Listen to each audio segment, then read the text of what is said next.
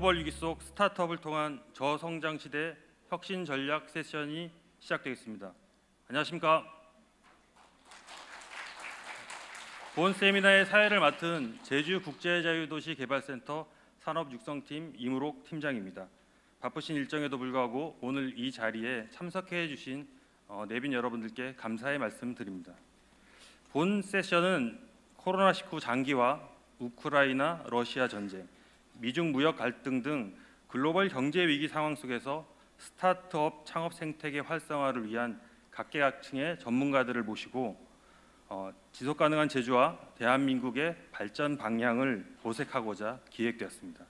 그럼 오늘 세미나 진행 순서를 간략히 알려드리도록 하겠습니다. 가장 먼저 오늘 참석자를 소개한 이후 세션 담당 기관인 제주국제자유도시개발센터 양영철 이사장님의 환영사가 있겠습니다. 환영사가 끝나면 오늘 참가자분들을 앞으로 모시고 기념 촬영을 먼저 하도록 하겠습니다. 그리고 첫 번째 주제 발표로 혁신을 촉진하는 벤처 투자 및 투자 제도에 대해 한국벤처투자 장남준 본부장님의 발표가 있겠습니다. 바로 이어서 혁신 마인드셋을 가진 미래 인재 육성과 창업 생태계 활성화라는 주제로 더큰네일센터 김종현 센터장님이 발표해 주시겠습니다. 발표가 끝나면 잠시 자리를 정돈한 후에 패널분들을 모시고 약 30분간 토론이 진행될 예정입니다. 마지막 순서로는 질의응답 시간을 끝으로 오늘 세션은 마무리되겠습니다. 그럼 제주국제자유도시개발센터 양영철 이사장님으로부터 환영사를 듣도록 하겠습니다. 이사장님 부탁드리겠습니다. 큰 박수로 맞이해주시기 바랍니다.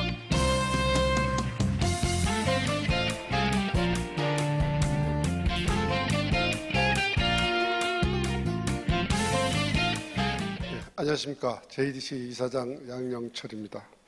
이렇게 바쁜 와중에서 여러분들 이렇게 정말 많이 참석해 줘서 어느 세미나보다도 많이 참석한 것 같습니다. 진심으로 감사의 말씀을 드리겠습니다.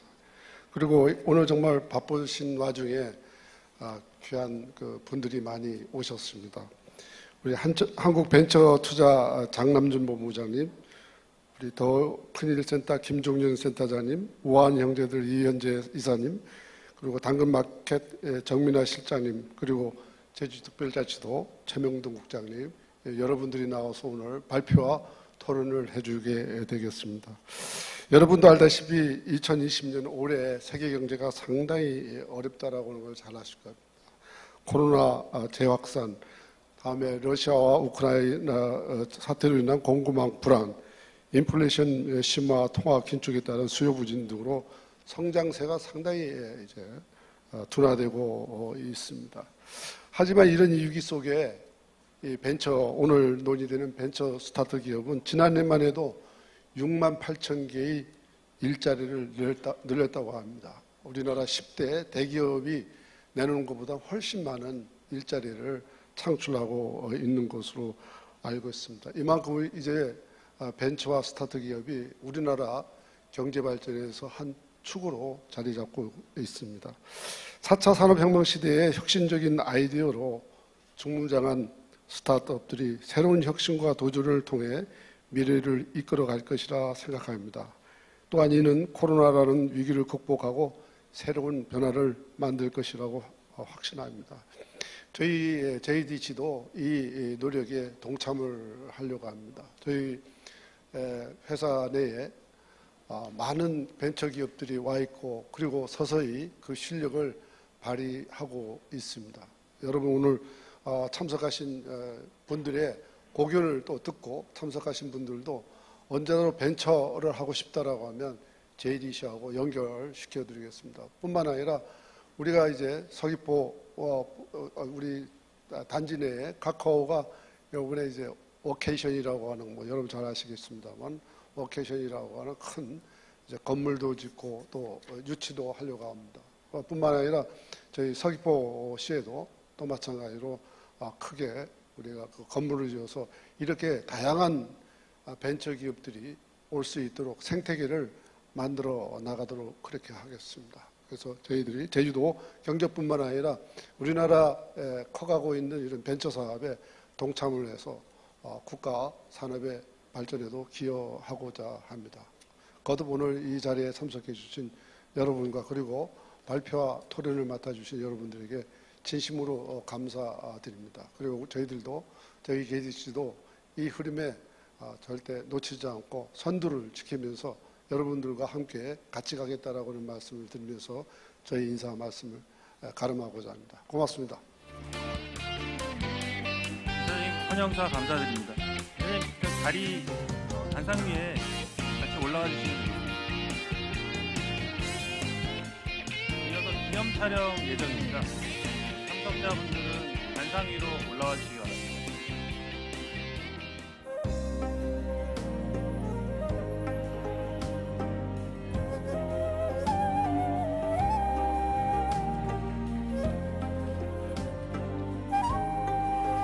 감사합니다. 자리에 앉아주시기 바랍니다.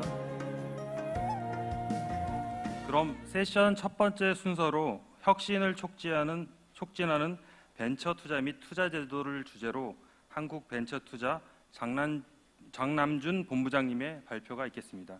큰 박수로 맞아주시기 바랍니다.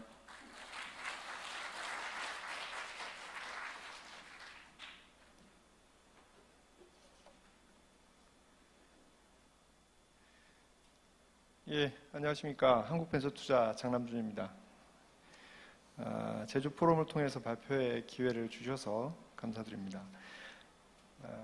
여러분께서 아시다시피 한국벤처투자는 모태펀드를 운용하는 기관입니다. 그래서 모태펀드를 운용하는 기관의 입장에서 바라본 창업 생태계와 관련된 내용으로 말씀을 나누도록 하겠습니다. 네, 제가 준비한 발표는 이런 내용으로 구성이 되어 있고요. 먼저 창업 생태계 구성입니다. 당연한 얘기지만 창업 생태계를 이야기할 때 주로 언급되는 연관어들인데요. 이 장표를 준비한 이유는 이러한 다양한 요소들이 같이 고려가 될 때 건강한 생태계가 조성이 되고 활성화가 된다라는 것은 여러분들도 다 공감을 하실 것 같습니다. 이제 그 중에서 투자와 관련된 부분만 도식화한 겁니다.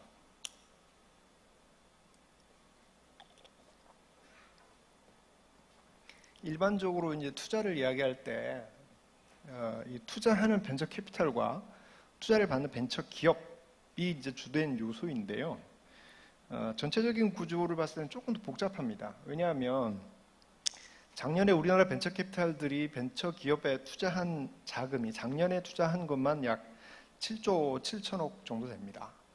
근데 그 중에 7조 7천억의 98%가 펀드의 재원이라는 사실입니다. 펀드가 뭐냐 하면 결국 이 벤처 캐피탈들이 투자를 집행을 했지만 벤처 캐피탈들이 남의 돈을 갖고 투자를 했다는 거죠.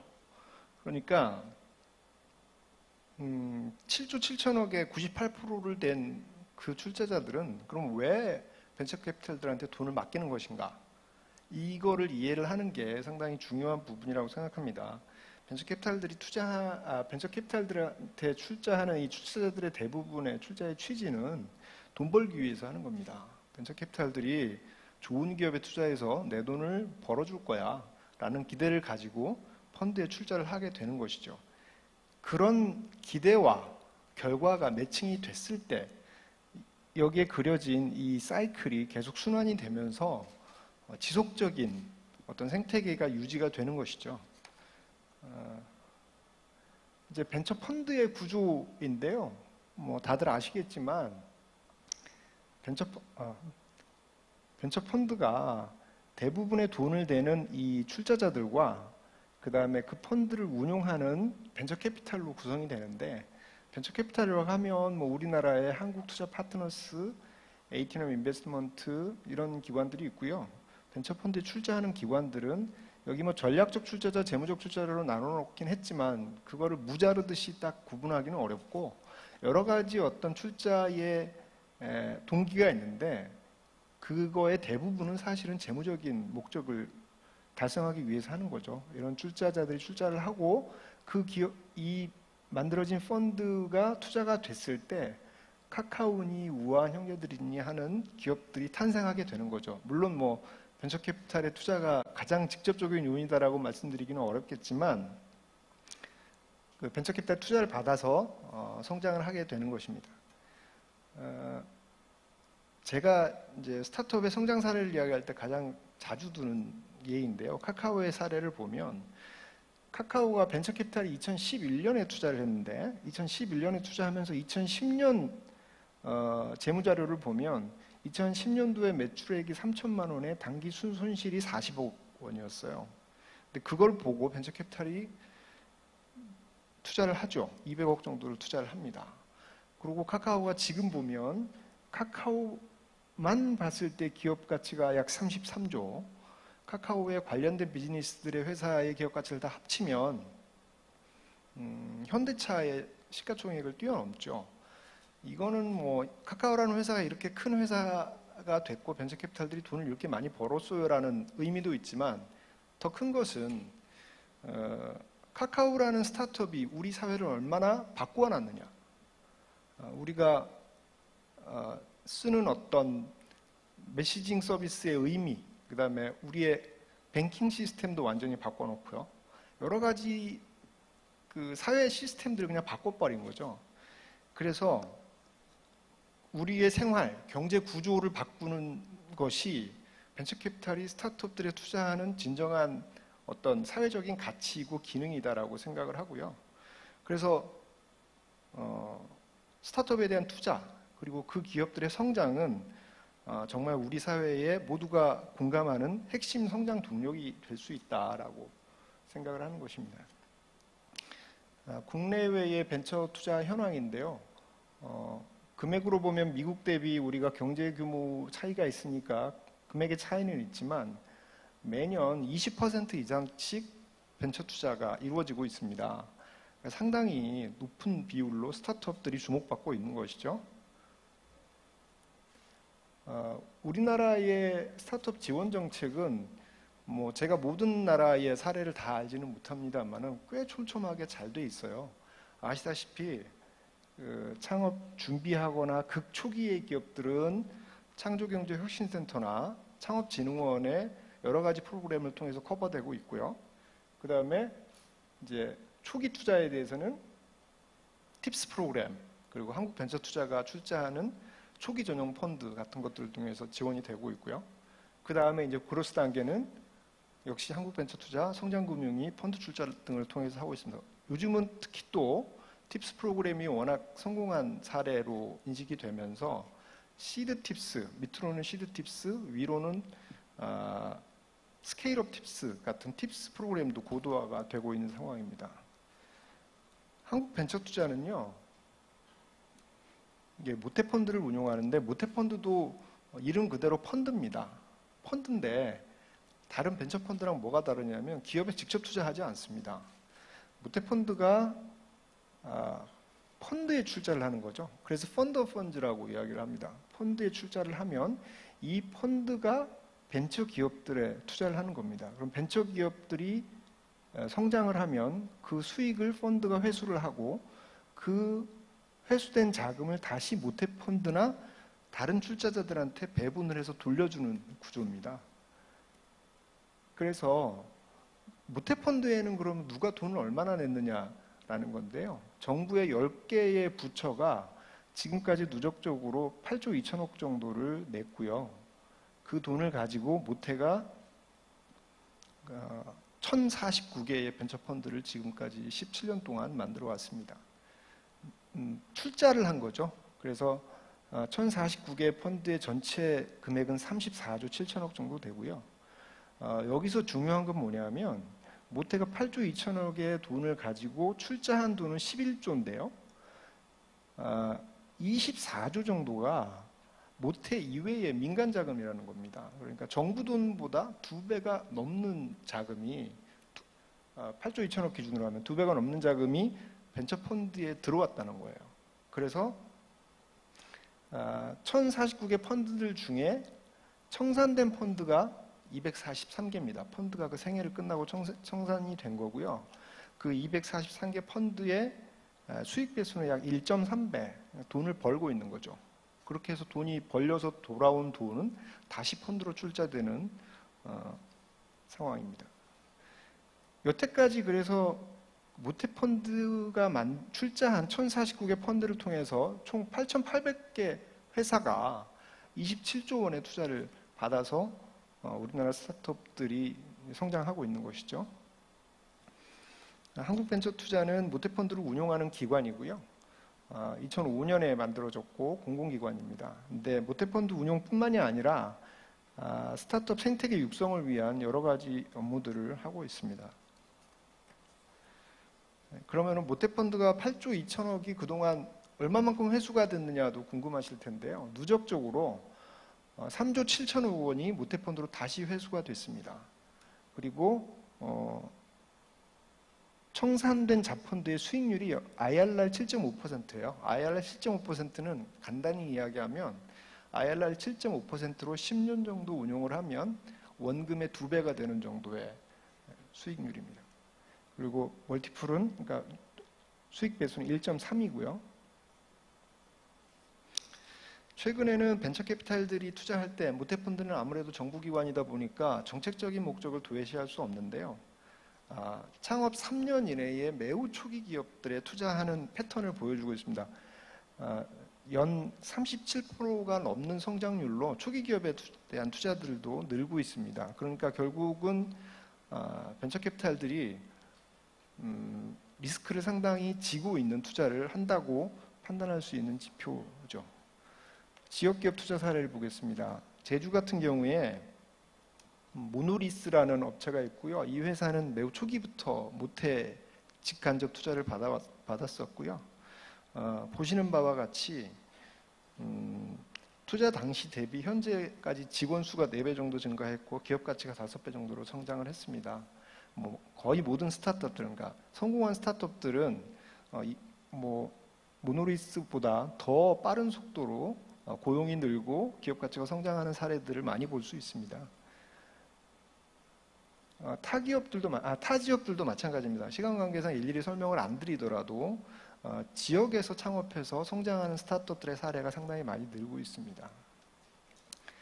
이제 제주도의 생태계와 관련된 말씀을 조금 나누겠는데요. 모태펀드가 출자하고 나서 지금까지 17년 동안 투자한 누계를 쭉 봤더니 결국은 항상 지적되는 문제인데요. 수도권에 대한 투자가 70%가 넘습니다. 그리고 지역 투자는 상당히 부족해요.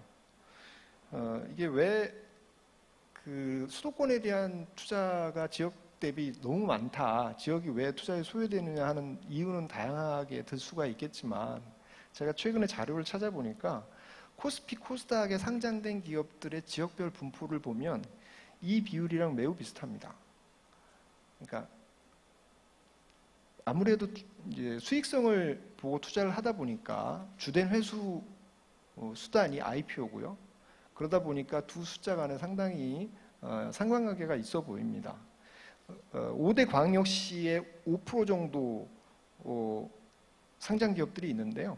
투자 비율도 딱 요게 계산해 보면은 9.7% 정도 됩니다. 제주 같은 경우에는 투자 비율이 0.3%인데요. 상장 기업 비율이 0.3%인데 투자 비율이 0.6% 정도 됩니다. 근데 지역들 중에서 그러면은 그나마 투자가 많이 되는 지역들의 특성이 뭐냐라고 봤을 때 그 지역에서 지자체나 지역 관련 기관들이 펀드 출자를 많이 하더라. 펀드 출자를 하면서 그 지역에 대한 투자를 요청하고 그것이 투자로 이어지고 이게 통계 수치로 나오는 거죠. 그래서 대전과 부산 같은 경우에는 출자도 많이 하시고 투자도 많이 받더라라는 거고요. 제주를 보면 역시 마찬가지로 제주에 대한 투자가 2018년 전에는 상당히 적었는데 지역단체에서 출자를 한 2018년 정도부터 투자가 늘기 시작합니다. 역시 분명한 상관관계라고 볼 수 있을 것 같아요. 그래서 아주 기본적으로는 제주도 또는 제주 관련 기관들, JDC 같은 기관들이 펀드 출자를 하고 그 펀드를 통해서 제주 기업들이 투자를 받으면 좋겠다라는 거는 너무나도 당연한 제언이 될 겁니다. 다만 제가 드리고 싶은 말씀은 제주도가 그럼 JDC의 투자 재원이 끊긴 다음에도 지속적으로 투자를 받을 수 있는 어떤 스타트업 생태계를 만들어야 되는 것이죠. JDC가 돈을 계속 낼 수 있다면 JDC 돈 계속 내서 펀드를 만들면 되는 거죠. 하지만 그거는 아무래도 유한하기 때문에 우리가 지향하는 지향점은 시장 메커니즘에 의해서 투자가 되고 기업들이 성장하는 생태계를 만들어야 되는데 JDC의 출자를 통해서 어떤 그런 촉발을 하게 하는 게 좋겠다라는 거고요. 그래서 결론은 건강한 생태계입니다. 건강한 생태계여서 제주에서 주력해서 육성하는 어떤 산업들을 육성을 하고요. 그 다음에 창업하기 좋은, 기업들이 성장하기 좋은 인프라들을 구축을 하고 거기에 투자가 가미가 됐을 때 조금 더 오랫동안 지속 가능한 생태계가 만들어지지 않을까 생각을 합니다. 제가 모태펀드에 있으면서 그 지역 기업들 투자 활성화를 위해서 지역 IR들을 많이 가봤는데요. 지역 IR 가면 제가 많이 느끼는 게 뭐냐면 여기는 투자보다 더 초기의 기업들을 대상으로 교육이나 보육이나 어떤 그 지원 제도 같은 걸 통해서 인력 양성이라든가 체력을 조금 더 키워야 그야말로 시장에 의한 메커니즘이 돌아가는 환경이 될 텐데 성급하게 자꾸 투자하는 것은 조금 안타깝다라는 생각을 합니다. 그래서 궁극적으로 제주 지역 내에 혁신 기업들이 많이 창업하고 그래서 누가 보더라도 제주도가 창업 도시다라고 인식할 수 있는 상황이 궁극의 어떤 방향이 되어야 되지 않을까 하는 말씀을 드리면서 제 발표는 마무리하겠습니다. 감사합니다. 장남준 본부장님의 발표 감사드립니다. 다시 한번 큰 박수 부탁드리겠습니다. 장남준 본부장님께서는 벤처기업의 성장을 지원하는 투자 생태계를 설명해 주시면서 제주도가 지속가능한 발전을 위한 창업 생태계 조성을 위해서 제언도 해주셨습니다. 그 말씀하신 내용 중에서 저 같은 경우 혁신 기업, 벤처기업, 스타트업 이런 용어가 친숙한 것 같으면서도 조금 거리감이 있다고 느껴질 때가 있습니다. 말씀하신 내용 중에 이런 기업들이 혁신이라는 의미가 다른 데 있는 게 아니라 우리의 일상을 바꾸는 기업들이 혁신 기업이라고 생각이 들어서 참 마음에 와닿는 말씀이었던 것 같습니다. 다음으로는 두 번째 주제 발표입니다. 더큰네일센터 김정현 센터장님께서 혁신 마인드셋을 가진 미래인재 육성과 창업 생태계 활성화라는 주제로 발표를 해주시겠습니다. 큰 박수로 맞이해 주십시오. 네, 반갑습니다. 앞서 발표에 있어서는 혁신 창업 생태계를 만들기 위해서 어떤 그 혁신이 어려움을 겪는 기간, 혁신이 시장을 형성하지 못하는 기간에 자본이라고 하는 측면에서 어떻게 그걸 촉진할 것인가라고 하는 이야기였다면 제가 얘기를 드리고 싶은 것은 또 한 축, 기업이라고 하는 건 사람과 자본이 만나기 때문에 사람은 또 어떻게 혁신 생태계에 기여할 수 있도록 만들어낼 수 있을까라고 하는 이야기들을 할까 합니다. 저는 이제 저를 제주의 미래 가치를 만드는 사람이라고 생각하는데요. 저는 원래 고향이 제주도고 서울에서 학교를 나와서 처음 가졌던 직장이 다음입니다. 다음에 창업했던 이재용 대표가 회사 게시판에 회사를 전주나 경주쯤으로 옮겨보면 어떨까요? 라고 하는 유머 같은 글에 제가 제주로 갑시다라고 하는 댓글을 남겼고 그것이 아마 2004년도에 실현되면서 저는 다음을 제주로 옮기는 프로젝트를 했었고요. 그것이 연장선이 돼서 넥슨그룹을 만나게 됐고 넥슨그룹이 제주 이전을 또 총괄하기도 했습니다. 어느 날 또 제주의 미래를 만들기 위해서는 제주 밖에 기업이 제주로 오는 것도 중요하지만 제주의 자원으로 제주의 미래를 만드는 모습이 되게 중요하겠다 생각이 좀 들어서 서미다라고 하는 사회적 기업을 창업해서 지역의 로컬 푸드와 자연과 문화를 연결하는 새로운 브랜드들을 만드는 작업들을 했습니다. 제가 기업을 유치하기도 하고 그 다음에 새로운 창업을 통해서 지역의 미래 가치를 만들어보는 작업을 했었는데 생각보다 더디게 발전하는 것들을 느낄 수가 있었습니다. 왜 그럴까라고 하는 고민에 이 그래프를 만나게 됩니다. 이 그래프는 새로운 혁신적인 기술이 시장을 만들어가는 과정입니다. 처음에는 혁신가가 새로운 시도들을 하게 되고요. 얼리어답터가 이거를 수용하고 이것이 다수의 대중이 수용될 때 커다란 시장이 만들어집니다. 앞서 카카오가 처음에는 수익 구조도 없고 유저도 적지만 그것들이 오랜 시간의 인내의 시간을 갖춰서 거대한 시장을 만들어내는 과정이라고 볼 수 있습니다. 그렇다고 하면 초기의 시장을 만들어낼 수 있는 혁신과 초기의 시장을 알아보고 동참할 수 있는 얼리 어댑터들을 형성하는 게 매우 중요합니다. 자본에서는 그런 것들을 하기 위해서 모태펀드라고 하는 게 존재한다라고 하면 그러면 사람도 창업가가 만들어낸 스타트업에 함께하는 사람들이 있을 때 이 어려움의 단계들을 극복해 나갈 수 있습니다. 그래서 구성한 것들이 제주도 근대지 센터이고요. 도정에 제안을 해서 청년의 가능성을 제주로 연결하는 센터를 만들고 지금은 센터장을 맡고 있습니다. 왜 혁신영재가 필요하냐? 변동성이 많은 시대를 살아가고 있습니다. 이 변동성이 많은 시대에 우리는 어떻게 정답을 찾아갈 수 있을까요? 세 가지 곤충의 모습을 보면서 그 정답을 찾아가보자 합니다. 첫 번째 파리입니다. 파리는 100마리의 파리들이 먹이가 떨어지면 각자 자기 머리를 찾습니다. 먹이를 찾은 파리는 생존할 수 있고 찾지 못한 파리는 죽게 되겠죠. 벌 집단은 아주 체계적인 집단이어서 여왕벌이 분가를 하게 됩니다. 그러면 기능을 담당하고 있는 일벌과 숙벌들이 동시에 움직입니다. 여왕벌이 다행히 아주 많은 지식들을 갖고 있어서 새로운 곳에 둥지를 잘 둔다라고 하면 이 존재들은 살아갈 수 있습니다. 근데 여왕벌이 실패를 한다고 하면 이 집단 전체가 생존을 하지 않는 방법이 되겠죠. 그런데 개미라고 하는 집단은 매우 독특한 방식으로 매우 놀랍게도 어디에 있는지 모르는 먹이를 가장 최단거리의 먹이를 찾아내는 방법을 가지고 있습니다. 개미 집단은 먹이가 떨어지면 100마리의 개미들이 각자 먹이를 찾아놨었습니다. 파리와 비슷하죠. 하지만 먹이를 찾고 다시 둥지로 돌아오기 위해서 냄새나는 페로몬이라는 호르몬을 뿌리면서 먹이를 찾아갑니다. 먹이를 찾고는 돌아옵니다. 이 페로몬은 냄새가 난다는 특성과 함께 또 하나의 특성이 뭐가 있냐? 시간이 지나면 냄새가 옅어지는 휘발성을 가지고 있습니다. 그러면 가까운 곳에 있는 먹이를 가져온 길은 페로몬의 냄새가 강하게 되죠. 그러면 나머지 개미들이 가장 강한 냄새를 따라서 이동을 시작합니다. 그러면 나중에 전체가 가장 가까운 곳에 있는 먹이들을 모두 공유하는 시스템을 만들어냅니다. 이것이 바로 우리가 창업 생태계라고 얘기하는 것과 비슷한 과정입니다. 처음에는 매우 미약한 과정이었고 답이 없는 과정이었고 100마리가 움직였으나 먹을 것을 찾아내기 되게 어려웠지만 혁신가들에 의해서 새로운 길이 만들어지고 그것이 호응하는 사람도 있으면 큰 흐름을 만들어내는 거죠. 마치 북경의 나비가 날갯짓을 한 것이 뉴욕의 허리케인으로 가는 것과 마찬가지입니다. 이러한 시스템들을 단순계, 복합계, 복잡계라고 자연과학자들은 이야기합니다. 단순계는 아주 단순한 활동들을 하는 거고요. 복합계는 매우 고도의 시스템이 있지만 정답은 있어서 매우 체계적인 계획을 하면은 작동될 수 있는 시스템입니다. 하지만 복잡계는 예측할 수 없고 통제될 수 없어서 무수히 많은 움직임들 속에서 점점 사후적으로 구조가 만들어지는 과정이죠. 전자를 아주 단순한 기업의 형태라고 본다면 복합계는 대기업의 형태이고 우리가 얘기하는 복잡계에 대응하는 기업들은 스타트업입니다.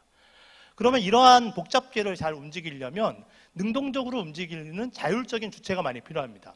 혁신적인 인재, 혁신적인 기업, 혁신적인 자본들이 있어야 되고 이 그룹들이 아까 페로몬이라고 하는 향수처럼 고도의 상호작용을 통해서 공동의 목표를 나아간다고 하는 과정들 속에서 혁신들이 이제 만들어지는 거죠.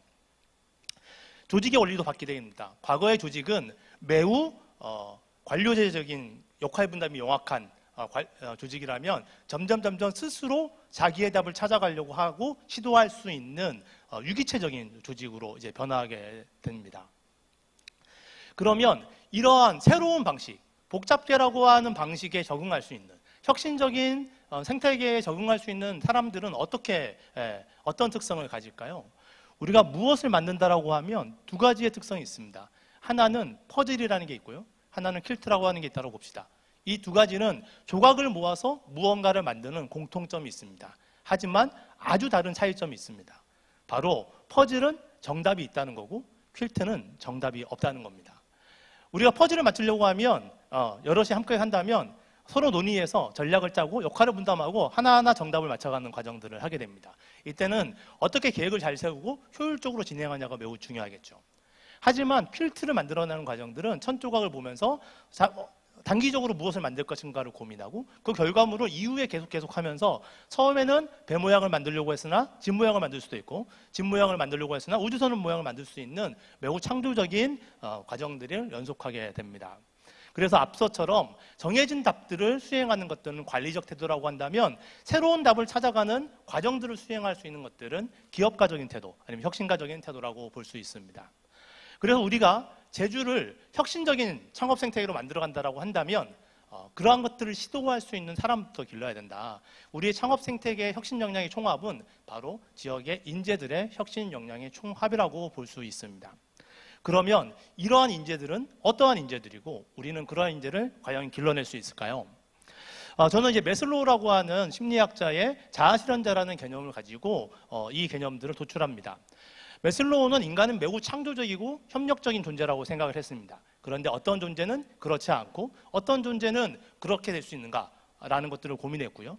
메슬로우는 인간의 욕구가 단계가 있다. 맨 밑에 단계는 생존, 그 위에는 안전 이후에는 공동체를 이루고자 하는 욕구, 그 다음에 인정을 받고 싶은 욕구, 그 위에는 새로운 걸 알고 아름다움을 추구하고 자기 정체성을 만들고 세상에 귀하고 싶은 욕구로 이루어진다고 구성을 했었습니다. 우리가 얘기했던 혁신을 지향하는 태도를 가지고 있는 사람들은 맨 높은 단계의 욕구, 새로운 걸 알고자 하고 아름다움을 추구하고 자기 정체성을 만들고 싶고 세상에 선한 영향력을 행사하려고 하는 사람입니다. 이러한 인재들, 자율적이면서도 협력적이고 사회에 기여하고자 하는 인재들, 이런 인재들을 만들려면 기본적으로 맨 밑에 단계의 욕구를 충족해 줄 필요가 있습니다. 생존의 문제를 해결해 주기 위해서는 소득을 보장해 줘야 되고요. 공동체의 욕구를 해결해 주기 위해서는 공동체의 관계를 형성해 주는 커뮤니티를 형성해 줘야 되고요. 그리고 이제 경쟁과 이제 싸움이라고 하는 인정받지 못함에 대한 욕구들을 지지 체계를 존재해 줌으로써 결핍을 충족하고 그리고 나서 이 사람들을 혁신으로 나아갈 수 있도록 만들어야 됩니다. 그 혁신의 과정에서는 우리는 심리적 안정감 위에 성장 마인드셋, 메타인지라고 하는 것들을 발달시켜야 한다고 생각하고 있습니다. 죄송합니다. 그러면 앞서 얘기했던 혁신 인재들이 필요한 결핍을 축적해서 정서적인 안정감 위에 그 위에 성장 마인드셋을 구축하고 메타인지를 형성하는 과정들에 대한 이야기들을 할까 합니다. 지금 한번 이제 QR코드를 한번 찍어보시면 성인 애착 유형이라고 하는 테스트를 진행해 볼 수 있는데요. 나중에 한번 인터넷에 검색해 보시면 좋겠습니다. 이거는 이제 한 심리학자의 실험인데요. 하나는 우유를 갖고 있는 원숭이 모형이 있고요. 하나는 털실을 가지고 있는 원숭이 모형이 있습니다. 새끼 원숭이를 이 원숭이 안에 집어넣으면 이 새끼 원숭이는 어디로 갈 것인가라는 고민을 했는데요. 많은 심리학자들이 우유가 있는 곳에 설사로 되어 있지만 갈 거라고 생각했습니다. 왜? 생존을 할 수 있으니까요. 그런데 이 원숭이는 털실이 있는 원숭이에게 갔습니다. 그리고 아주 배가 고플 때만 옆에 있는 우유를 살짝 먹고는 다시 털실이 있는 원숭이에게 왔죠. 무언가 사람에게나 아니면 동물에게 심리적인 안정감이라는 게 매우 중요하다는 것들을 발견한 첫 번째 발견입니다. 두 번째 발견은 루마니아 보육원 사건인데요. 루마니아는 독재 정권 시절에 다산 정책을 펼치는데 다산의 아이들을 보육하는 방법들을 국가가 직접 보육원을 통해서 관리를 하는 시스템을 만들었습니다. 그러다 보니까 아이들이 보채면 안 되기 때문에 아이들을 강하게 키운다는 이유로 절대 신체적인 접촉을 하지 않은 상태에서 아이를 키웠습니다.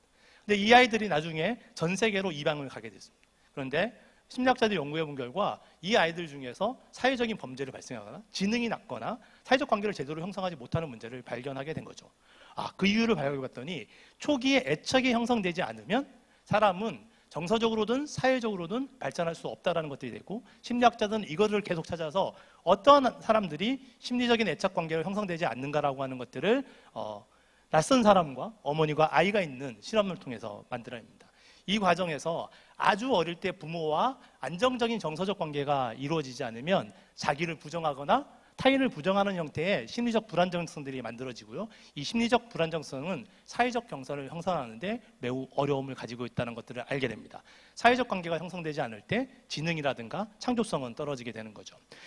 다행히 이러한 심리적 불안정성은 사후적으로도 획득 가능하다고 하는 것들이 심리학자의 연구입니다. 그럼 사후적으로 이를 획득하려면 밀도 있는 커뮤니티를 형성을 통해서 항상 심리적 안정감을 유지할 수 있거나 지지받을 수 있는 기반을 만들어주는 게 매우 중요합니다. 구글에서는 팀의 성과를 가장 잘 만들어내는 팀들을 연구한 결과 가장 중요한 성과 요인은 심리적 안정감이었다라고 분석을 한 경험도 있습니다. 그래서 우리의 청년들 아니면 혁신의 인재들에게 아니면 스타트업에 일하는 사람들에게 심리적 안정감을 어떻게 제공할 것인가, 친밀한 커뮤니티를 형성할 것인가는 매우 중요한 요소입니다. 두 번째는 성장 마인드셋입니다. 사람들이 자라나가면서 무언가 인정받고 싶을 때 타인에 대한 인정의 욕구와 스스로 자기에 대한 인정의 욕구들이 구분되기 시작합니다. 왜? 처음에는 부모로부터 인정받지 못하면 생존을 할 수가 없거든요. 그렇기 때문에 우리의 욕구체계는 타인의 욕구체계를 빌려받았다고 할 수 있습니다. 그런데 이러한 타인의 욕구체계를 빌려받으면 어떠한 문제가 있냐? 실패에 대한 두려움을 가지고 결과 중심적으로, 그리고 사고의 노력보다는 선천적 재능을 중시하는 마인드를 가지게 되고요. 이러한 마인드를 심리학자들은 고정 마인드셋이라고 합니다. 반대로 스스로 과정에 중시하고 그다음에 자신의 성장의 노력을 통해서 만들어질 수 있다고 생각하는 것들을 성장 마인드셋이라고 합니다. 우리는 사람들에게 이 두 가지 마인드셋, 선천적 재능과 결과를 중시하거나 아니면 하는 것이 아니라 수천적인 노력에 의해서 끊임없이 자신의 성장을 자기의 페이스로 할 수 있다라고 하는 마인드셋을 불러일으킬 필요가 있습니다.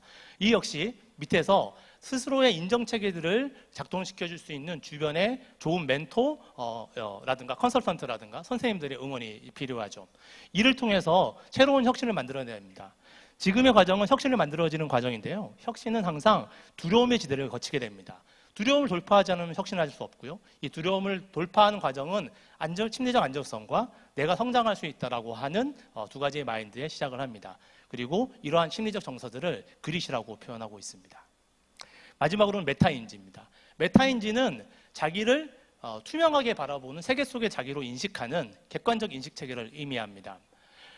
이 객관적 인식체계를 가지고 있는 것들은 매우 중요한데요. 이 객관적 인식체계는 어떻게 발달되느냐? 지식이 들어오면서 발달된다는 게 아니라 누군가에게 말로 설명했고 설명해서 누군가를 설득할 수 있을 때 비로소 본인이 진정 아는 거라고 하는 심리학자들은 이야기를 합니다.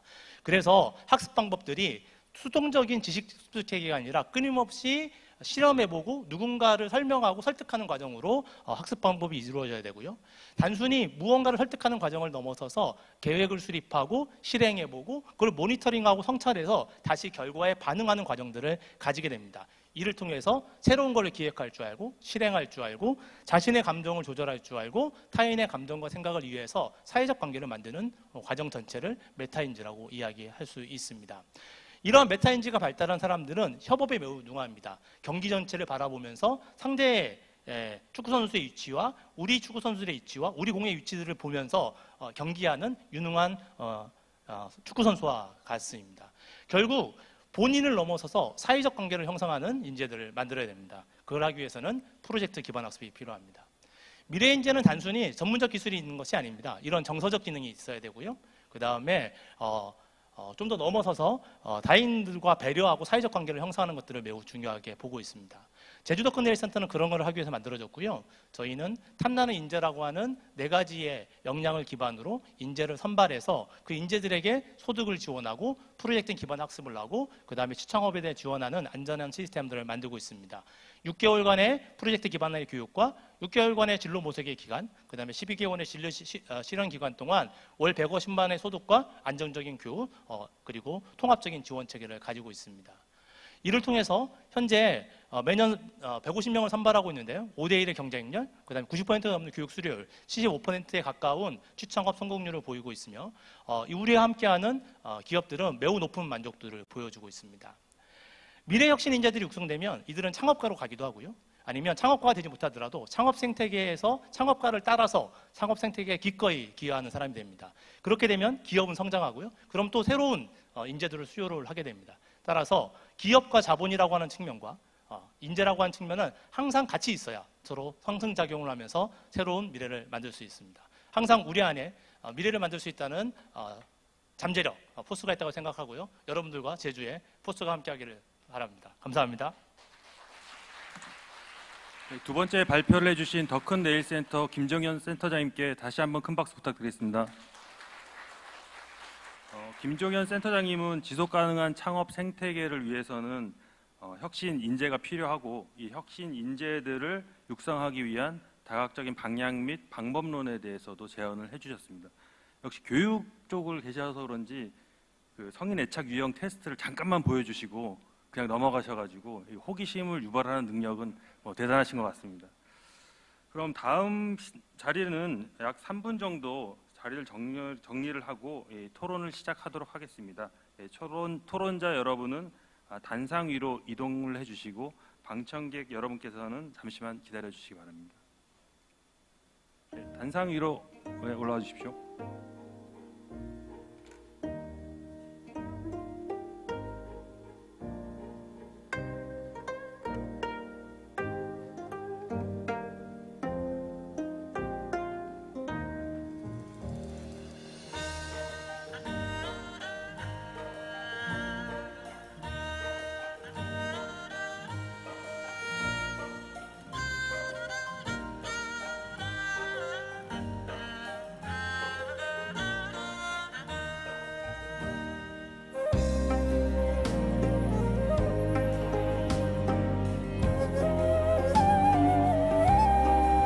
토론자분들께서는 마스크를 벗으셔서 얘기해 주시는 게 더 좋을 것 같습니다.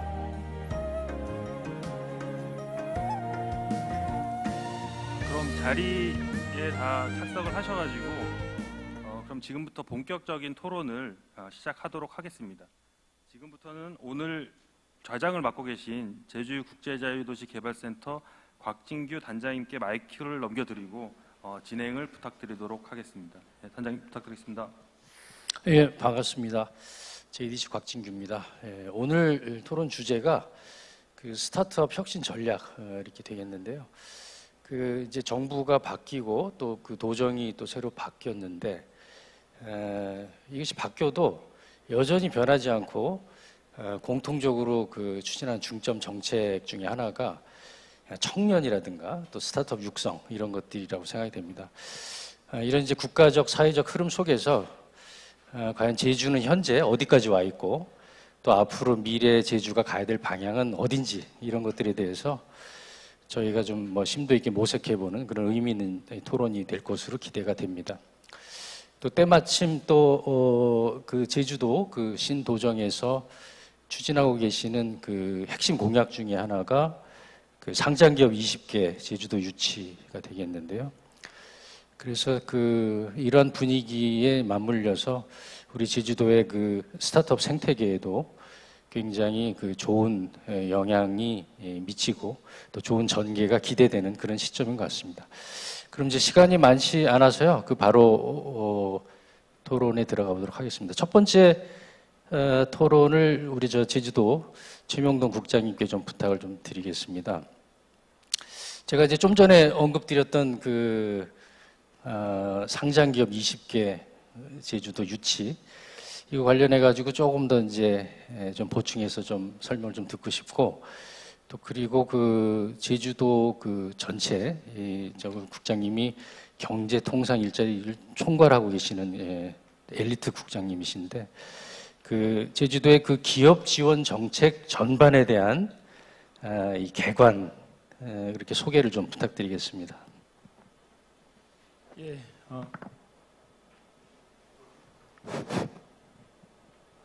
예, 제주도 최명동입니다.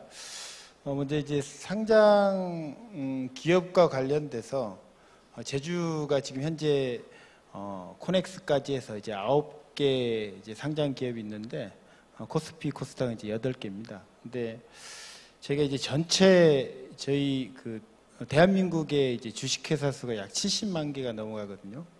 근데 그 중에 이제 제주도에 이제 주식회사가 만여 개가 좀 넘습니다. 그러면 전체 우리 대한민국의 상장 기업이 그보다 훨씬 적은 2,500개가 지금 상장이 돼 있거든요. 코넥스까지 포함해서. 그렇게 보면 우리 제주도가 이제 상장 기업 육성 유치에 약 그 20개의 목표를 갖고 이제 민선 8기 도정이 출발을 하고 있는데 지금 현재 9개에서 앞으로 11개를 늘려야 되는데 이 부분에 대한 해답은 아시겠지만 이제 굉장히 어렵고 그리고 이제 육성 부분은 기업의 어떤 투명성, 건전성, 안정성 등이 다 고려돼야 될 부분이라서 상당히 힘듭니다. 그렇지만 저희가 이제 제주도의 전체 창업 및 벤처기업을 토대로 해서 상장 희망 기업을 이제 전체적으로 수요 조사를 하고 거기에 맞는 그 단계별 역량을 저희들이 진단을 합니다. 그러면 제일 상위인 상장 예비 기업, 그리고 두 번째 상장 기초 기업, 상장 잠재 기업 이렇게 구분해서 저희들이 기업 지원의 어떤 보편적인 부분에 대한 지원과 더불어서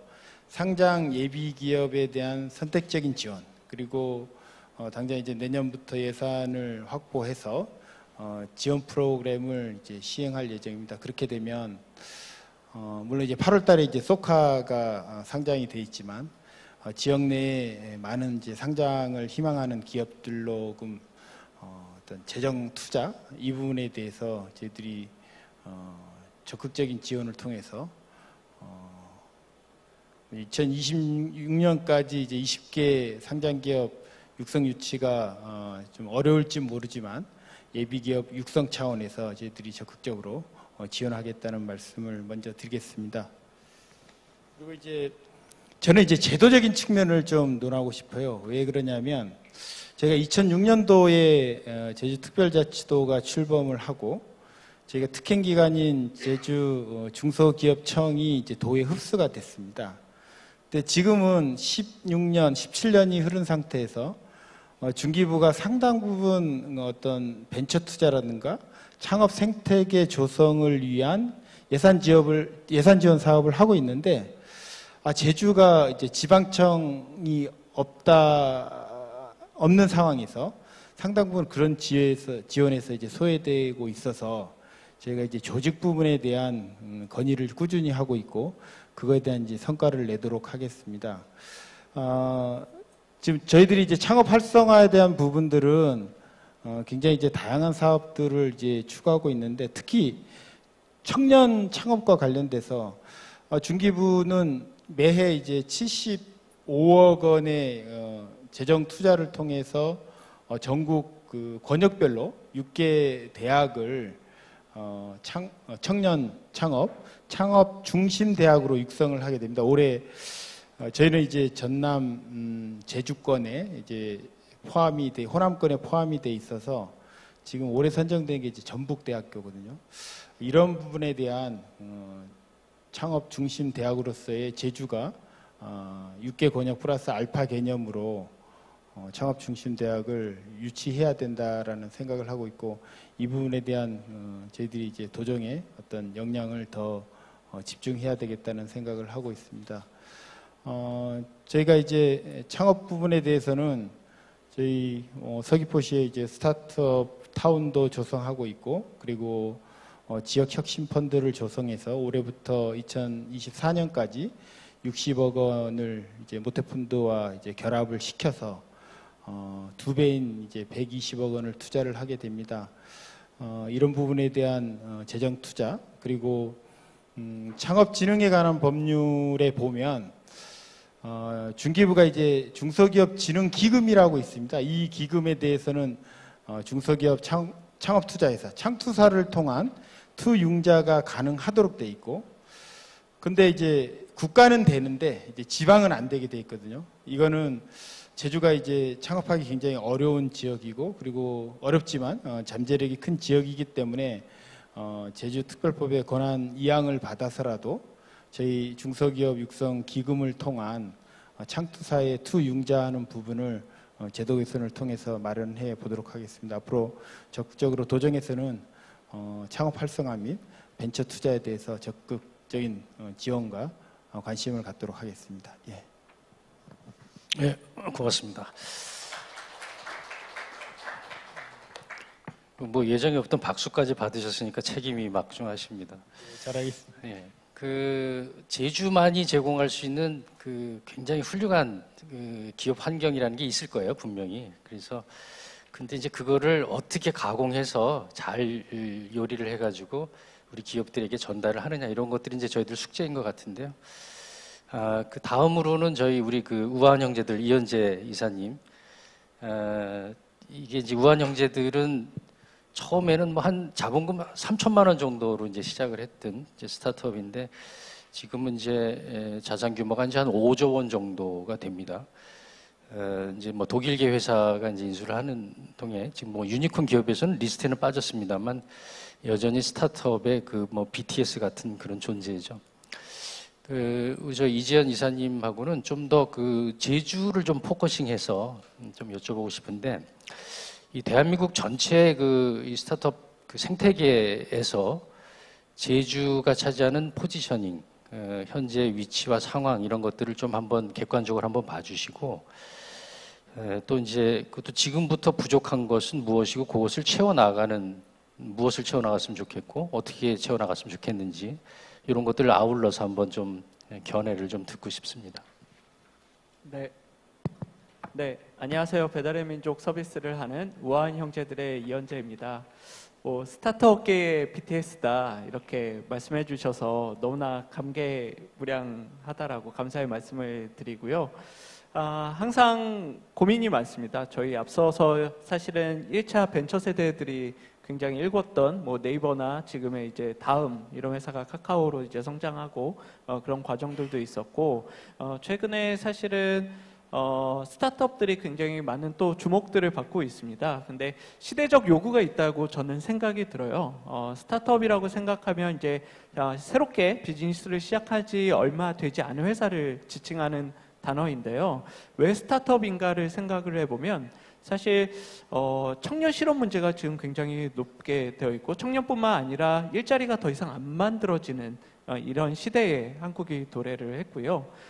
그리고 우리가 기존에는 어떤 이제 제조업 기반 큰 대기업들이 만들었던 이제 국가 주도의 어떤 경제 성장을 잘 만들어 왔다라면, 앞으로는 지식경제 산업으로 변화돼야 되는 새로운 이 굴뚝산업에서 지식경제로 가야 되는 어떤 패러다임 시프트가 필요한 시점입니다. 그래야지 앞으로도 우리나라도 더욱 좋은 경제적 역량들을 가지고 전 세계에서 좋은 위치를 포지셔닝할 수 있다라고 생각이 들고요. 그 밖에 이 스타트업들이 많이 하고 있는 일들이 있습니다. 환경의 문제, 아니면 일자리를 만드는 문제, 아니면 장애인의 문제라든지, 아니면 이런 중고 물품들을 잘 거래해서 어떤 다른 활성화들을 만든다거나, 굉장히 기존에 있었던 어떤 어려움들을 타개하는 데 있어서 이 스타트업들이, 기여들이 굉장히 많이 있다라고 생각을 합니다.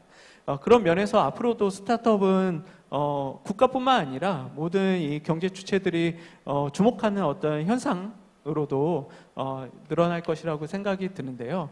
제주는 그런 면에서 굉장히 좋은 인프라를 갖고 있다고 생각을 합니다. 이 화산으로 분출돼서 이렇게 만들어진 천혜의 자연, 항상 꼽는 이제 제주를 뽑았을 때, 저도 사실 지난 8월 달에 제주 한 달 살이를 와서 제주 내에서 계속 일을 했었거든요. 그 전까지는 정말 내가 제주 가서 일을 잘 대응할 수 있을까 이런 고민들을 가졌는데, 요즘 젊은 세대들뿐만 아니라 많은 사람들이 제주에 와서 일을 한번 해보고 싶고, 그 안에 있는 일과 가정, 일과 개인사의 어떤 이제 밸런스를 맞추는데도 굉장히 제주를 중요하게 생각하기 때문에, 그런 면에서 사실은 제주가 대한민국 그 어느 곳보다도 좋은 어떤 토대를 가지고 있다라고 생각이 듭니다. 그 밖에 또 제주만의 그 독특한 문화들이 있다라고 생각합니다. 아직은 제주가 관광 중심의 어떤 이제 스타트업들을 저희가 만나보고 같이 행사를 해본 적도 여러 번 있는데요. 아직은 관광 중심으로 많이 되어 있는데, 그런 쪽의 인프라들을 좀 더 다양한 관심으로 열어주면 어떨까라는 생각이 듭니다. 앞서 발제해 주셨던 두 분이 굉장히 중요한 요소 두 가지를 말씀해 주셨는데요. 자본과 인재가 그것들을 해내갈 수 있다고 생각합니다. 그러면 자본과 인재를 어떻게 더욱 키울 수 있는가? 사실 제주도는 더욱 많이 공부를 해주셔야 되고요. 앞서 이제 국장님이 말씀 주신 것처럼 그 안에 굉장히 이 스타트업이 잘 되기 위해서 아이를 하나 키우는 것과 같다라고 저는 생각이 듭니다. 아이 하나 키우기 위해서는 이런 말이 있습니다. 온 마을이 달라붙어야 된다라는 말이 있는데, 그런 것처럼 이 스타트업을 중심에 두고 굉장히 다양한 생태계가 있다고 생각합니다. 정부도 있을 수 있고요. 지자체, 그 밖에 청년, 인재, 그리고 자본, 이 모든 것들이 어우러져야 사실은 좋은 어떤 생태계가 만들어지고 선순환 구조가 일어날 수 있다고 생각하는데요. 그런 부분 내에서 제주도가 좀 더 많은 역량들을 배가할 수 있도록 그런 지원들을 아끼지 않아야 된다고 생각합니다. 공무원 주도의 어떤 방식들도 사실은 앞서서 굉장히 큰 역할, 거버넌스의 한 스테이크홀더로서 역량을 발휘할 수 있다라고 생각이 들고, 그 밖에 여러 이제 주체들, 시민이 될 수도 있고요. 아니면 학교가 기능을 할 수도 있고, 그 밖에 또 다른 여타 기업들이 그런 자극을 나눠줄 수도 있다라고 생각합니다. 이 모든 게 잘 어우러져야 기업 하나가 그래도 새롭게 허리를 펴고 일어설 수 있지 않을까, 이렇게 생각을 하고 있습니다. 네, 감사합니다. 네, 고맙습니다. 짧은 시간 안에 굉장히 함축적으로 필요한 조언들이 많이 들어있는 것 같았습니다. 감사드리고요. 그 다음에는 이제 우리 당근마켓의 우리 정민아 실장님, 그 덕분에 당근마켓 저도 아주 잘 쓰고 있습니다. 고맙습니다.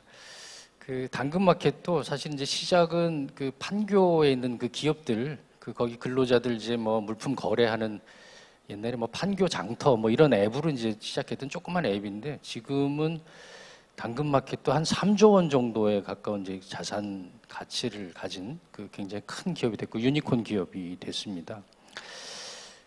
그리고 이제 뭐 가입자도 이제 뭐 한 1,500만 명 육박하고, 뭐 이제 미국, 영국, 뭐 캐나다, 뭐 또 일본까지 이제 진출을 한 이제 글로벌 기업으로 성장했는데, 그 제가 이제 그 제주에 포커싱해서 좀 한 번 더 또 이제 그 우리 정 실장님께 여쭤보고 싶은 거는, 가끔 보면은 이제 당근마켓이 이제 제주에서 새로운 서비스를 처음 런칭하는 경우가 이제 있어요. 당근마켓이. 그래서 그런 이유가 왜 제주를 그 처음 서비스 런칭하는 지역으로 이제 선정을 하시는지, 이런 것들이 좀 궁금했고요.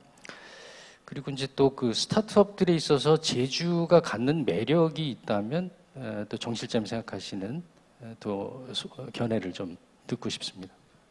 네, 안녕하세요. 당근마켓의 정민아입니다.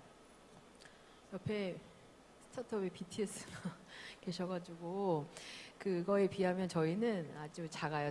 아직 직원 수가 330명 정도 되고, 근데 가입자 수가 한 지난 2년 사이에 폭발적으로 좀 증가를 해서 가입자 수는 3천만을 넘었고, 월간 방문자 수가 순방 MAU가 1,800만 정도 되는데요.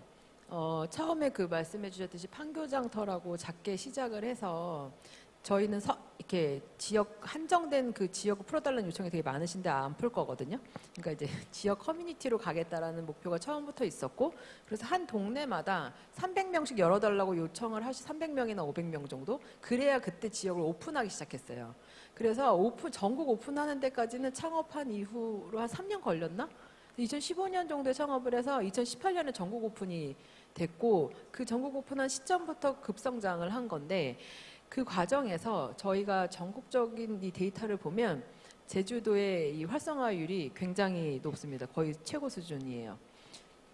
그래서 일단 감사하다는 말씀을 좀 드리고, 네, 제주를 굉장히 좋아합니다. 당근마켓에서 제주를 좋아하고, 그리고 그렇기 때문에 또 저희가 당근페이를 최근에 출시했을 때도 제주도에서 한 꽤 오래 먼저 테스트를 했어요. 근데 나중에 좀 잘 안 됐거든요. 그걸 좀 여쭤보니까 여기는 아직 현금도 많이 쓰시고 상품권 많이 쓰신다고 하시더라고요. 그거는 저희가 몰랐는데, 아무튼 워낙 이용자의 이 참여도가 굉장히 높으시고, 그다음에 저희가 연령대를 수집하지 않아요. 전화번호로만 가입을 해서 다 추정할 수는 없지만 저희 데이터상으로는 거의 제주도민의 거의 대부분이 쓰시는 걸로 나와 있거든요. 활성화율도 굉장히 높고, 저희가 놀랬던 거는 연세 드신 분뿐만 아니라 전반적인 제주도의 어떤 분위기가 앱을 사용하거나 IT를 다루는 것에 큰 어떤 진입장벽 같은 게 높지 않다, 의외로. 그리고 새로운 것들을 테스트하거나 접하시는 거에 대해서 거부 반응이 있지 않으신 것 같다. 이 정도 수치가 나오는 데는 서울 서초나 이 정도가 굉장히 활성화율이 높거든요. 그것만큼 제주도가 나오는 상황이라, 저희가 제주도를 보면서 이쪽에서 새로운 서비스를 계속 출시했을 때 테스트베드나 어떤 리트머스의 역할을 하고 있는 걸 저희가 좀 확인을 해오는 게 있고, 또 한편으로는 여러 가지 플랫폼은 뭐 여러 가지를 연결할 수 있는 게 장점인데, 지금 저희가 제주도 농산물도 좀 보고 있는데 여러 가지 것들을 한번 연결을 해서, 저희는 배민이랑 조금 다르게 그 지역마다 파고 들어가는 방식이기 때문에 각 동마다 또 특성을 잘 맞춰서 이렇게 뭔가를 맞춤형으로 뭔가 제공을 해드리고 싶은데 제주도의 어떤 곳을 어떻게 찾아가야 이런 것들을 잘 접할 수 있고 제주도의 다양한 서비스들을 확인할 수 있는지가 조금 막막한 부분이 있어요. 그래서 가령 뭐 저희도 제안들이 들어오긴 하지만 제주도 차원에서 제주도 스타트업이든 제주도 기업이나 제주도 여러 가지 것들에 대해서 소개 자료나 이런 제안서들을 제주도 차원에서라도 좀 제공을 기업들한테 해주시면 저희가 그걸 일괄적으로 보고 추가적인 문의나 이런 것들의 소통 창구가 돼주시면 굉장히 저희도 협업하는데 훨씬 좋지 않을까 이런 생각을 하고 있습니다. 끝으로 상장기업 유치 매력적인 이런 거는 솔직하게 말씀드리면 사람이 와야 저희도 본사가 오던지 어쨌든 사람이 살 수 있는 곳이어야 되거든요. 자기 주거를.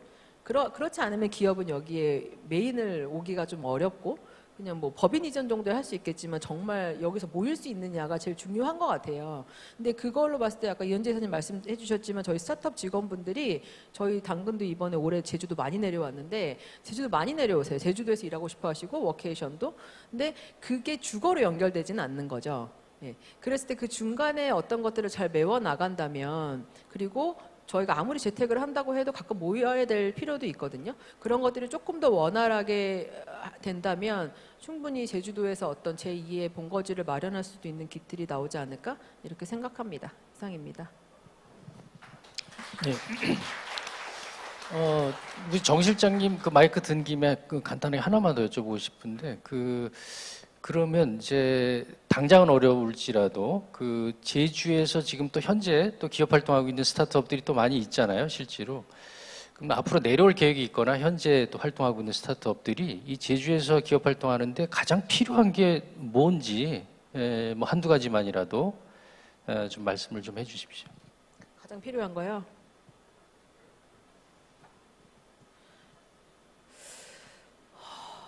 그러니까 살 수 있어야 될 것 같은데, 그러니까 예를 들면 가정이 있으면 솔직히 말하면 교육이나 아마 교육 문제가 걸리지 않을까 싶어요. 개발자들이나 그러니까 핵심 인재예요.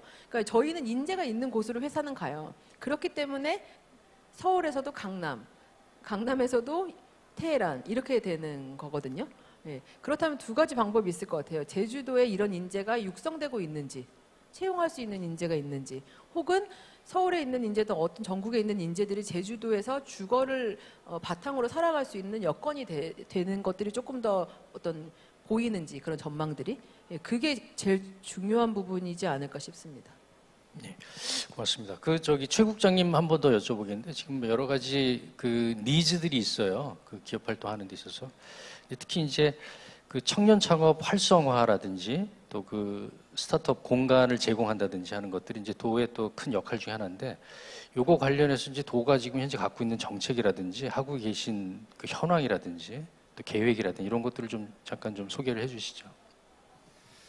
저희가 이제 우선적으로 청년 창업 활성화 이제 측면에서 저희가 그 청년 창업 기업 중심으로 해서 담보력이 부족하기 때문에 보증료에 대한 스스로 제로화를 이제 내년부터 이제 시행을 하고, 그리고 저희가 이제 작년 9월달에 한국예탁결제원과 협약을 했습니다. 그 협약에 제주가 이제 원래 22년도에 K캠프를 하면서 8개 그 저희 벤처 기업들을 선정을 했거든요. 그거를 이제 K캠프에서 엑셀러레이터 프로그램을 가동을 하고 그 이후에 이제 스케일업 할 수 있는 지원 프로그램이 뭐가 있을까, 그리고 어느 정도 이제 저희 어떤 재정적인 아니면 그 사업적인 지원이 이루어지지 않으면 스케일업 할 수 없기 때문에 그런 부분에 대한 지금 고민을 하고 있고요.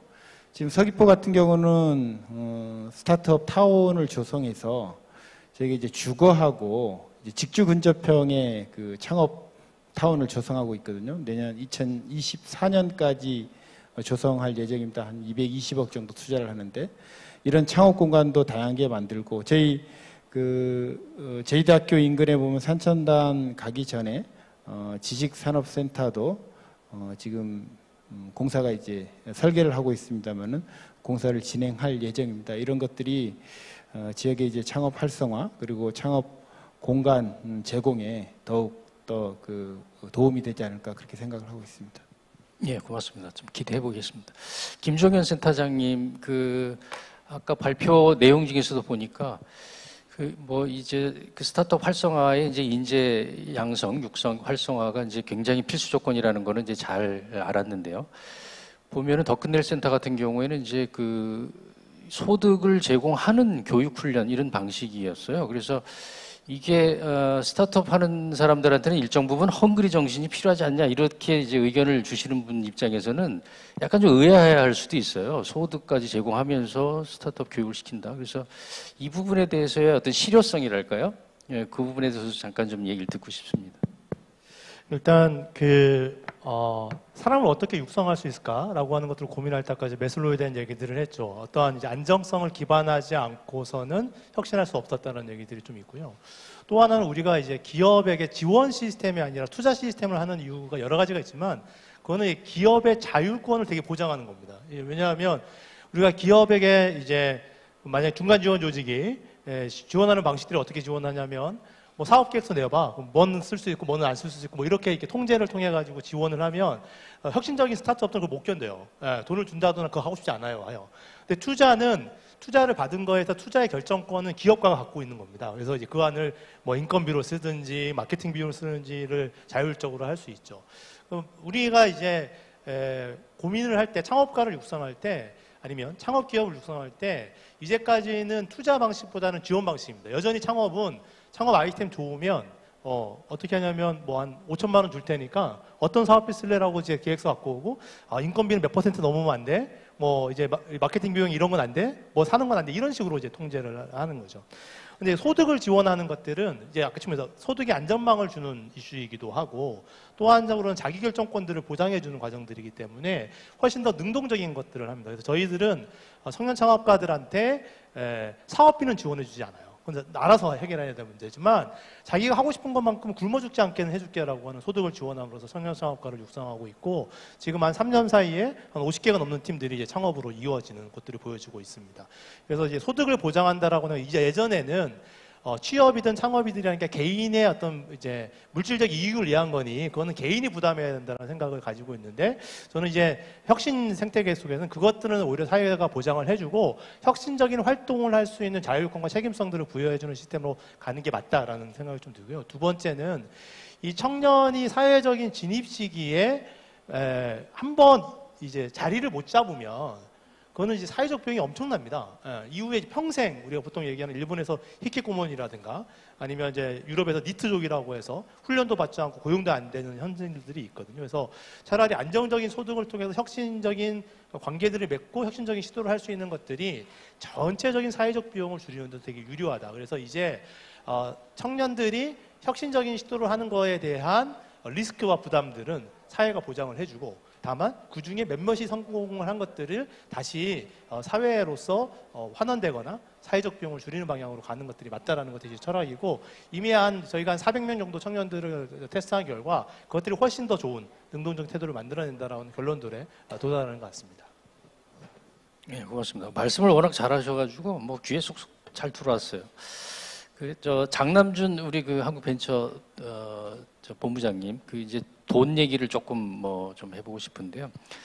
이게 이제 기업에 있어서 이제 투자 유치라든지 자금 조달은 사실 사람한테는 아무리 공부를 잘해도 밥을 못 먹으면 그게 지속 가능하지가 않은 거하고 이제 똑같은 거라고 생각을 하는데 아까 제주도 스타트업 생태계 활성화를 위해서 제주도 지역 기반의 이제 공공 부문에서 이제 투자를 더 확대를 해야 될 필요가 있다 이렇게 좀 강조하신 부분이 좀 있었는데 이제 이 부분에 대해서 이제 필요성하고 당위성에 대해서 한번 좀 보충해서 한 번 더 말씀을 듣고 싶고 그 다음에 이제 또 두 번째 질문은 한국 벤처 투자 같은 경우에도 이제 외국 VC들한테 이제 돈을 줘서 외국 VC들이 국내 기업들에 이렇게 투자할 수 있도록 하는 것들 그런 사업들을 이제 하시는 걸로 알고 있고요.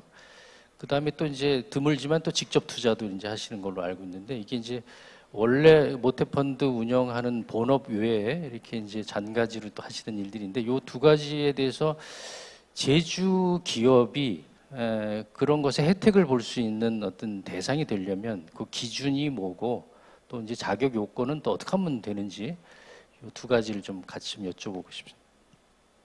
네. 그 공공의 투자 확대는 아까도 말씀드렸지만 계속 지속될 수는 없는 것이고요. 사실은 모태펀드가 처음에 만들어졌을 때도 세계 어디든 벤처 투자는 민간 자금이 하는 겁니다. 민간 자금이 하는 건데 모태펀드를 만들었던 이유는 정부가 그 메커니즘이 돌아간다는 것을 민간에 보여주겠다. 그리고 그 과정에서 어떤 인프라를 만들어서 민간이 이런 메커니즘에 의해서 벤처 투자를 하는데 그 제도를 만들고 표준을 만들어 주겠다라는 취지가 있었고요. 똑같은 개념으로 제주 같은 경우에 시장에 의한 지역 투자가 아직까지 활성화되지 않고 있으니 그걸 조금 더 가속화하기 위해서 공공에서 재원을 투입하고 그거를 투자로 이끌어내는 어떤 노력이 조금 더 적극적으로 돼야겠다라는 생각을 합니다. 일부 지역들은 실제로 그런 면에 매우 적극적이고요. 그 성과들도 나오고 있는 것을 저희가 보고 있기 때문에 공공의 역할이 필요하겠다고 말씀을 드렸던 거고요. 모태펀드가 해외 벤처 캐피탈이 운용하는 펀드에 출자를 하고 그 펀드들이 국내 기업에 투자하도록 하는 프로그램이 있는데 그것 또한 마찬가지입니다. 모태가 그동안 국내에 있는 좋은 중소기업들이 글로벌 진출할 수 있도록 도와주기 위해서 여러 가지 프로그램들을 시도를 해봤는데요. 사실 효과가 별로 없었습니다. 근데 가장 좋은 게 뭐냐면 해외에 소재하고 있는 투자자가 국내 기업에 투자를 했을 때 그 기업의 해외 진출 가능성을 보고 투자를 합니다. 그렇기 때문에 해외 벤처캐피탈로부터 투자를 받은 기업들은 해외로 진출할 때 매우 쇼컷으로 그다음에 아주 포텐셜이 있는 기관들의 힘으로 수월하게 가더라라는 거죠. 그런 취지로 해외 벤처캐피탈들에 출자를 해서 투자들을 하고 있고요. 실적도 매우 좋습니다. 그 모태펀드가 그리고 직접 투자를 하고 있는 것들을 프로그램을 이제 제주도가 어떻게 수혜를 받을 수 있겠느냐고 말씀을 해주셨는데요. 모태펀드가 직접 투자하는 것들은 그냥 단독 직접 투자가 아니고 정부의 어떤 정책적인 목적에 의한 매칭 투자입니다. 그러니까 벤처캐피탈이 어떤 투자를 했을 때 그 벤처캐피탈이 투자한 기업에 모태가 가지고 있는 재원으로 투자를 더 해주는 개념인데요. 그 프로그램이 두 개가 있습니다. 하나는 R&D 기업, 정부의 R&D 과제를 달성한 기업, 하나는 일자리 창출을 많이 할 수 있는 기업을 벤처캐피탈이 찾아서 투자하고 모태에다가 매칭 신청을 합니다. 그것도 마찬가지로 선결돼야 되는 조건은 벤처캐피탈이 제주도에 있는 그런 기업에 투자를 하고 그러고 나서 모태펀드에 신청을 했을 때 그 프로그램을 활용할 수가 있습니다. 고맙습니다. 뭐 결국은 사실은 이제 우리 제주의 기업들이 스스로 자생력을 갖춰야만이 여러 가지 것들이 지속 가능하다라는 사실 그런 결론에 귀결되는 것 같은데요. 이런 것들을 이제 자리를 잡기까지의 여러 가지 이제 행정에서의 지원이라든지 또 인재 육성 이런 것들이 이제 필요하다라는 이제 그런 결론으로 귀결되는 것 같습니다. 시간이 많지 않아서 저 이현지 이사님께 좀 뭐 마지막으로 좀 말씀 여쭈고 싶은 것은 그 배달의 민족이 이제 그 인재 양성, 인재 육성 관련돼서 또 굉장히 뭐 송파구에서 일 잘하는 법 뭐 11가지 뭐 이런 굉장히 뭐 인터넷에 회자되는 거를 만들어내셨고 또 뭐 평범한 사람들이 모여서 비범한 이 성과를 만들어내는 곳이 우리 회사다 뭐 이런 캐치프레이즈도 있고 그래서 이 인재 양성 관련돼서 이제 그 배달의 민족의 결국은 사실은 성공에 직결되는 게 사실 그 부분이었다고 저도 생각이 들거든요. 그래서 우한 형제들만의 그 인재 양성 방식 방법 그거 좀 소개 좀 시켜주시고 그리고 그거를 제주도에 접목시킬 수 있는 이제 그런 그 어드바이스 팁까지 좀 아울러서 좀 부탁드리겠습니다. 네. 배달의 민족이 잘 된 것은 사실은 어떤 이제 시장의 상황적인 부분들도 분명히 있지만 사실은 내부에 있는 사람들이 보기에 가장 중요하게 생각하는 것은 우리가 어떤 문화를 어떻게 만들어갈 것이냐에 대한 고민들을 굉장히 현실적으로 그리고 끊임없이 하고 있다라는 것이 저희 회사의 어떤 성공의 방식이라고 말씀을 드릴 수 있을 것 같습니다.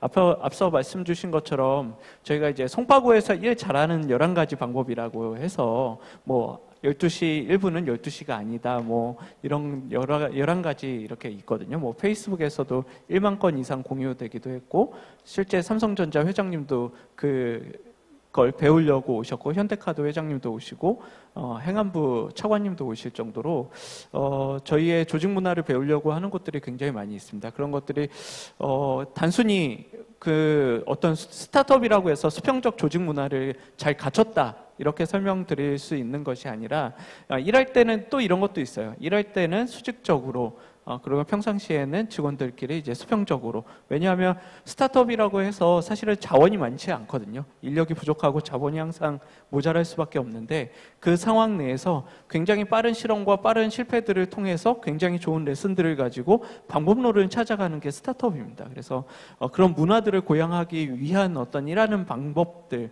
방식들을 도출하는 것이 스타트업이 기존에 있는 기성기업들, 대기업들과 경쟁해서 어떤 자신의 영역들을 만들어갈 수 있는 유일한 방법일 수도 있다. 이렇게 말씀을 드릴 수가 있을 것 같고요.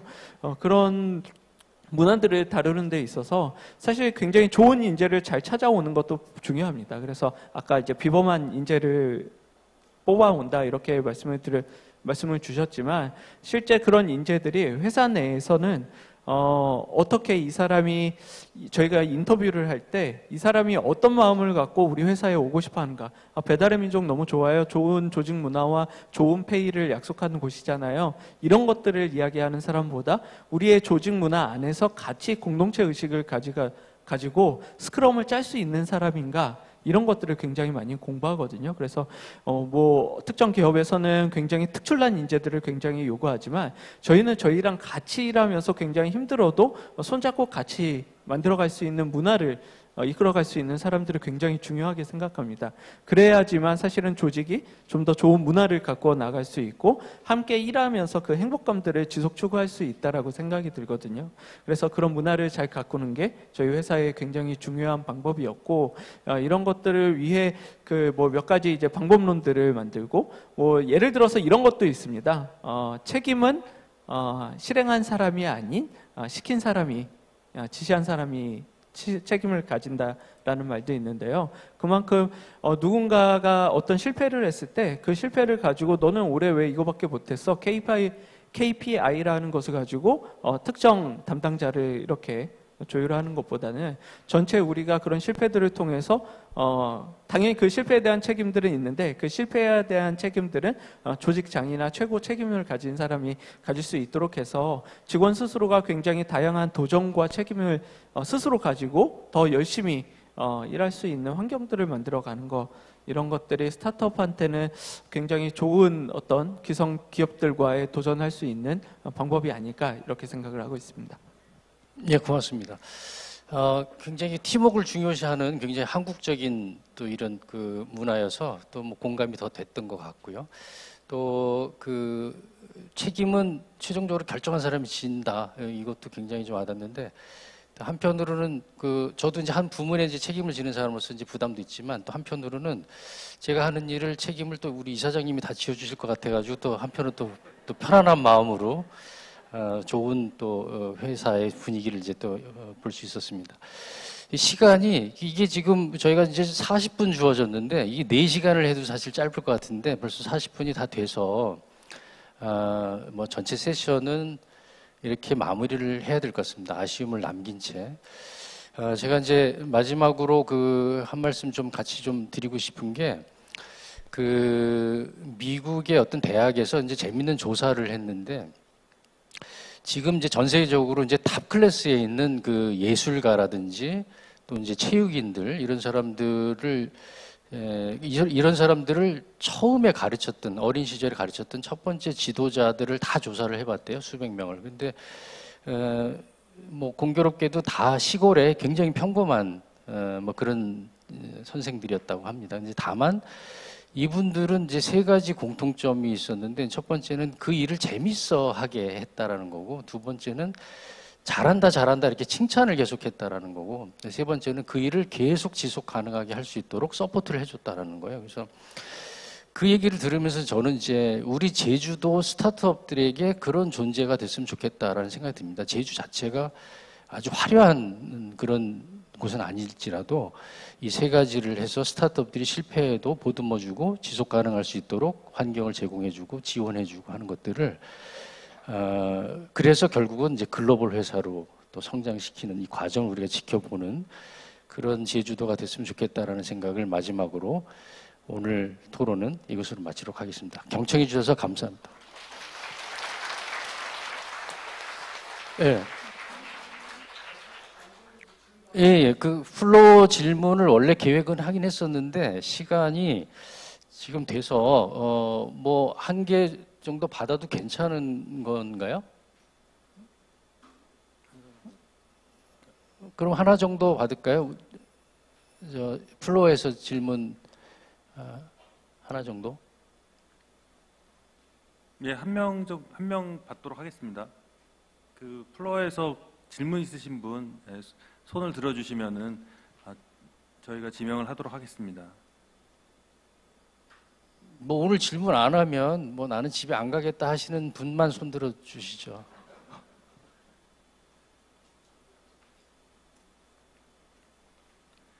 너무 잘 설명을 해주셔가지고 다들 이해를 하셔서 궁금한 거는 없으신 걸로 해서 플로어 질의는 여기서 그냥 안 하는 걸로 마치도록 하겠습니다. 다시 한번 오늘 수고를 해주신 참석자분들께 다시 한번 큰 박수 부탁드리겠습니다. 이것으로 세션은 마치도록 하겠습니다.